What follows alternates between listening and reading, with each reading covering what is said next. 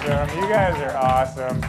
I love you so much. All right, so our next guest is a former U.S. Marine who spent 2 decades in Washington, D.C. doing national security before starting a merchant bank.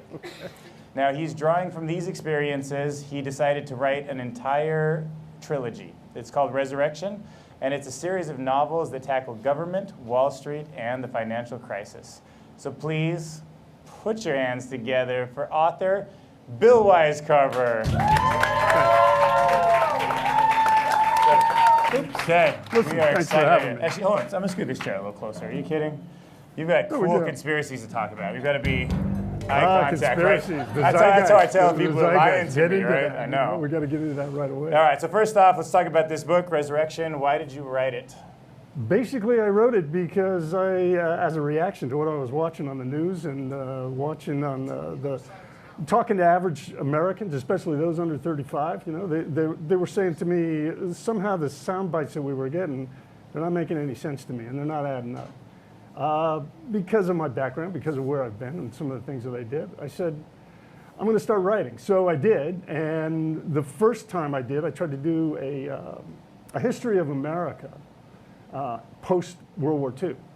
And then I was diplomatically told that that was about as interesting as a math high school textbook. Yeah, it could be. I mean, it's a great history, but it's hard to do it right. 25 years in the national security infrastructure, that's what it does to you. So basically what I did was I took that, I went back to the drawing board, and I came up with Resurrection. And Resurrection is basically, if you know the movie Fight Club, of course, yeah. Wrap that up in the Matrix. Number one thing, don't talk about. And then it follows the plot line of probably the greatest philosopher of the 20th century, Jimi Hendrix, and his book.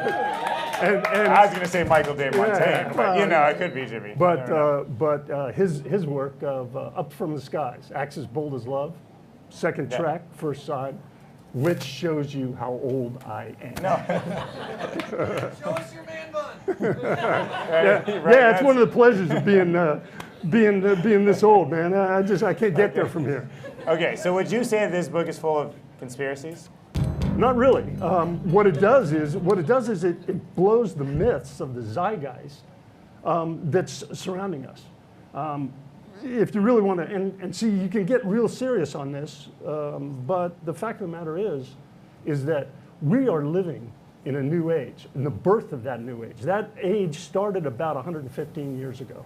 Okay, it was there was a breach in the birth for about 50 years in the worst war that human history has ever seen. Okay, but it's exploded now. It's come out. Yeah. And unfortunately, the powers that be, the economic infrastructure, the political process that we know today, they're using 19th century geopolitical and economic theories to try to run a world and especially take the opportunities that our new generation has, that this generation, the follow-on generations are going to have. Okay, so I know this is the first of a trilogy. It's a long book in itself, but it has a lot of different topics. But if you could narrow it down kind of to the top, let's say 3 main topics that you think people should really be thinking about, what would they be? It's really about the political process itself. And the fact is that when people say it doesn't add up, you're right, it doesn't. Now, what's the next step? The next step is critical thinking.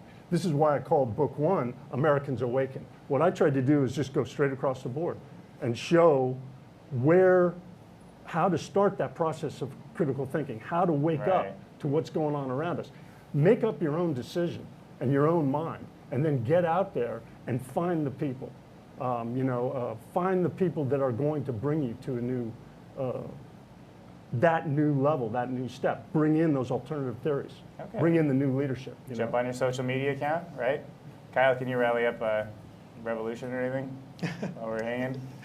I was kidding. But anyways, so tell me about some of the things that, like some of the main topics in the world. And one of them is I blow kind of the myth of high frequency trading, HFTs. Oh, right. Basically what you're talking about there is that they have, mainly through the options market, they've basically divorced the stock market from any economic reality that we're dealing with. And that's why people are sitting there going, they can't understand it. We have more Americans falling into poverty today than in our history. We have people lowering their standard of living, but everybody's saying, oh, the economy's doing great. Well, the HFTs are basically microscopic arbitrage of without any divorce from the intrinsic value of the stock itself, and it follows the globe at the speed of light. It's computerized trading, working at the nanosecond. $1.7 trillion is going from New York, then it goes to Tokyo, then it goes to Hong Kong, then it goes to Singapore, Mumbai, Bahrain, Frankfurt, London, and money's world travel. And it is doing that 24 hours a day. Yeah. And what it's doing. Made it to Tijuana. I don't even know. Oh man, you can get all kinds of trouble. Okay, so I don't like. There's a lot of topics it brings up, but you're talking about sort of the important thing being that the general population should have better critical thinking skills, and they should try to focus on that. Like for the audience, for all of us, like what does that mean? Because I know I get my news from CNN or a local newspaper, but like what should I be doing if I want to be more of a critical thinker? When you hear something that doesn't make sense, you're probably right. And now, in the information age, go to Wikipedia, go and look at it for yourself. We have to start demanding from our political leaders, not sound bites anymore, but real issues, solutions that are going to help us, going to change our way of life. Because those solutions are out there. We have the money. We have the most advanced civilization in human history. We have everything going for us. We have the most well-educated, highest standard of living, greatest people here right now in this country, and it doesn't have to be this way. Right. I mean, as an example, we're spending for about 7 years, we spend $120 billion a month to fight tribal warlords sitting in the mountains who seem to be, the only thing that they want to do is drive their people back into the 13th century. Right. Okay? Why aren't we spending that money on alternative energy generation? Right. Fix the infrastructure of the country. Exactly. How much are we doing that? How much are we putting into education? I will say that bugs me. I've thought about that a few times.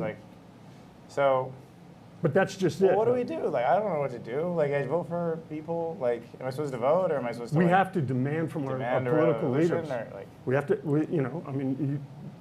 Basically, we have to demand from our political leaders. I mean, it's just as an example in this coming election. Okay. Okay. I don't care who you vote for. I don't care if it's Democrat, Republican, if you're liberal, conservative. What you need to say is, we want a firm commitment from you that we are going to reestablish the financial regulatory environment that we had for about 100 years before, that you guys nullified in 2000, from about 1990 to 2002. Okay, do that one thing, just that one thing, and things will start falling into place. I don't want to be angry. Like I don't want to be like, oh, I'm always so upset with everything and like writing a letter, but also, like I want like things to be cool. So what should I do? Yeah, well, if you want things to be cool, I totally understand. But the way for it to be cool is being serious doesn't mean that you have to be mad or be yelling and screaming. Okay, I like where you're going. You just need to understand what's going on. I lived in a world that was extremely serious for a long time. Right. But I'm not in that world right now. I'm still that serious dude. I can't help it, man. It's like Popeye said, I am what I am. But by the same token, I have fire and passion about that. But go out and look at it, research the stuff.